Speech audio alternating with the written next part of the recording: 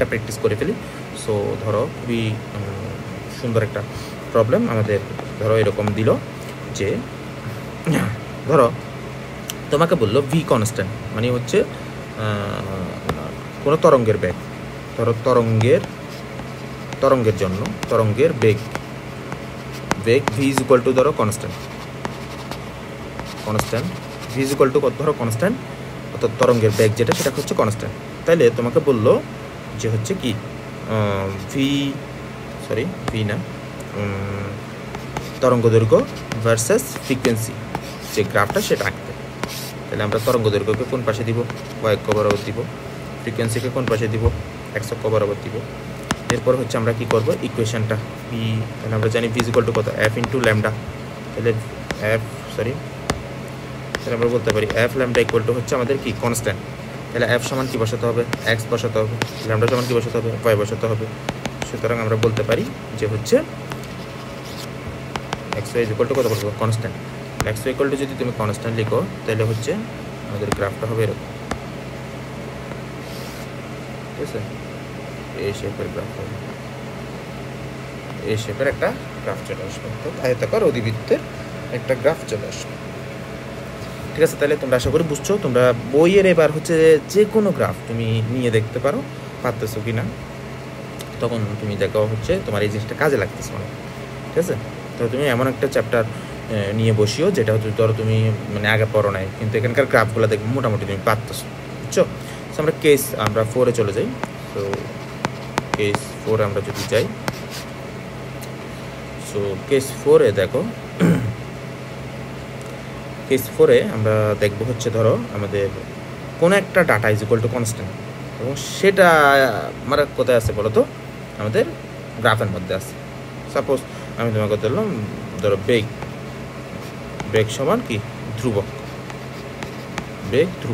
মনে করো বেগ কনস্ট্যান্ট আমি তোমাকে বললাম, তো বেগ কনস্ট্যান্ট। এখন ধরো আমি তোমাকে বললাম বেগ কনস্ট্যান্ট, তাহলে ভি ইজ ইকুয়াল টু কত, কনস্ট্যান্ট। তাহলে ভি কে তুমি দেখো, এটা এক্স অক্ষ, এটা কত ওয়াই অক্ষ, তাহলে ওয়াই অক্ষ বরাবর বসেছে ভি, এক্স অক্ষ বরাবর বসেছে টি। আচ্ছা দেখো টি সমান যে তুমি এক্স বসাবা সেটা কিন্তু সুযোগ নাই, তার কারণ V is equal to constant ওরা বলেই দিছে। তাহলে ভি ইজ ইকুয়াল টু কত বলো তো, কনস্ট্যান্ট। তাহলে আমরা বি কে রিপ্লেস করতে পারবো, মানে টি ইজ ইকুয়াল টু এক্স বসানো উচিত ছিল, কিন্তু টি বসানোর মতো কোনো ইকুয়েশন আমাদের মধ্যে নাই, কিন্তু ভি ইজ ইকুয়াল টু আমাদের বলছে আবার কি ওয়াই বলছে, মানে গ্রাফ থেকে আর কি। তাহলে আমরা কি লিখতে পারবো, ওয়াই এর জায়গায় আমরা হচ্ছে কি লিখতে পারবো, সরি ভি এর জায়গায় আমরা হচ্ছে লিখতে পারবো ওয়াই। তাহলে ওয়াই ইজ ইকুয়াল টু কত লিখতে পারবো, কনস্ট্যান্ট। অর্থাৎ Y is equal to constant, আমাকে এখন বলো Y is equal to constant এটা মানে কি নির্দেশ করে, মানে ওয়াই এর মান অলওয়েজ কনস্ট্যান্ট, তার মানে এটা আসলে এক্স অক্ষের একটা সমান্তরাল সরলরেখা নির্দেশ করে, ঠিক আছে। সাপোজ আমি তোমাকে যদি বলি যে ধরো আমি তোমাকে বললাম বয়েলের সূত্রে আমরা একটু আগে যেটা বললাম, জানি এখানে হচ্ছে টেম্পারেচার কি কনস্ট্যান্ট। তাহলে এখন তোমাকে আমি বললাম যে টেম্পারেচার বনাম কি ভি এর গ্রাফ অঙ্কন করতে। তাহলে তো দেখো ভি বসানোর মতো কোনো জায়গায় নেই, তাহলে টি বসা দিলাম আমরা ওয়াই অক্ষ, এটা হচ্ছে কি বলতো এক্স অক্ষ। তাহলে টি এর মান আমরা কোথায় বসাবো, এখানে বসাবো। তাহলে ওয়াই ইকুয়াল টু কনস্ট্যান্ট, তাহলে ওয়াই ইকুয়াল টু কনস্ট্যান্ট হলে আমাদের এটা এক্স অক্ষ মূলবিন্দুগামী সরলরেখা হবে, সরি মূলবিন্দুগামী না, এক্স অক্ষের সমান্তরাল সরলরেখা হবে, ঠিক আছে। অর্থাৎ এখানে কী হবে, টি অলওয়েজ কি থাকবে, কনস্ট্যান্ট থাকবে।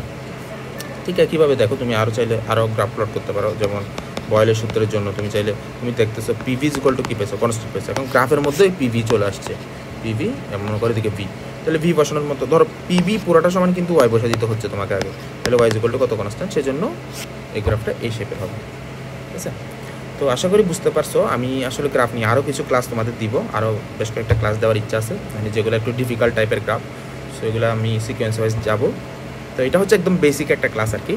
আমি এটা আরও কয়েকটা পর্বে হচ্ছে ক্লাসটা দেওয়ার ট্রাই করবো, যাতে তোমাদের যে গ্রাফ রিলেটেড যে হচ্ছে ভীতি, যেটা মনে করো একটা মনে ধরো গ্রাফ আমরা আঁকতে চাই না, বেশিরভাগ সময় দেখা যায় হচ্ছে গ্রাফগুলোকে আমরা অ্যাভয়েড করি, গ্রাফ দেখে মনে করো ডাটা নিতে পারি না, ঠিক আছে। দেওয়া থেকে কাছে গ্রাফ একটা আঁকতে বললে হচ্ছে দেখা যায় হচ্ছে কি মনে করো বিভিন্ন ধরনের কনফিউশন ক্রিয়েট হয়। সো ওই জিনিসগুলো আসলে ক্লিয়ার করার ট্রাই করবো আমি এই সিরিজে।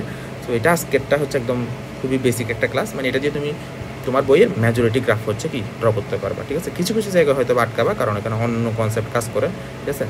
সো আশা করি এটা দিয়ে হচ্ছে তোমার কিছু বেশ কিছু গ্রাফ তুমি ইজিলি কী করতে পারবা, ড্র করতে পারবা। থ্যাংক ইউ সবাইকে। আর নেক্সট আমি আরও কয়েকটা ক্লাস দেওয়ার ট্রাই করবো।